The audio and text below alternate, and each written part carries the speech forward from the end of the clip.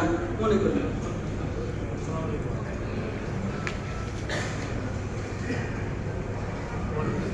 প্রবীণদের জীবন মান উন্নয়ন বলা যায় তাদের মৌলিক অধিকারগুলো বাস্তবায়নের জন্য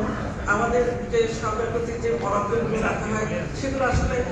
প্রবীণ জনগোষ্ঠীর জন্য যদি এটা আমরা যেহেতু আমার মানব সমাজ কল্যাণ মন্ত্রণালয়ের মাননীয় উপদেষ্টা মহোদয় আছেন, উনি যদি বিষয়টা দেখেন যে প্রবীণদের জন্য দেওয়া হয় বিভিন্ন ধরনের সুযোগ সুবিধার ব্যবস্থা আছে, সরকার বিভিন্ন ধরনের উদ্যোগ গ্রহণ করছে।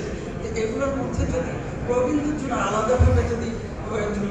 সব স্তরের প্রবীণদের জন্য কিন্তু বরাদ্দ রাখা হয় না, তো এইটা যদি সব স্তরের প্রবীণদের যে সর্বজনীন ভাতা পান তাহলে প্রবীণরা তাদের জীবন মান উন্নয়নে কিছুটা তাদের স্বস্তি বোধ করবে এবং জীবনের শেষ পর্যায়ে এসে শান্তিপূর্ণভাবে তারা বসবাস করতে পারবে। বিশ্ব স্বাস্থ্য সংস্থা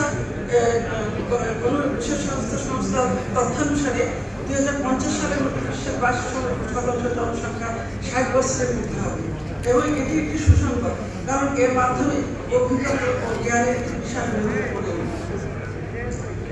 বাংলাদেশের জাতীয় প্রতিনিধিমণ্ডলীতে ঘোষণায় 2013 প্রবীণদের সম্মান যত্ন নিশ্চিত। বাংলাদেশের এই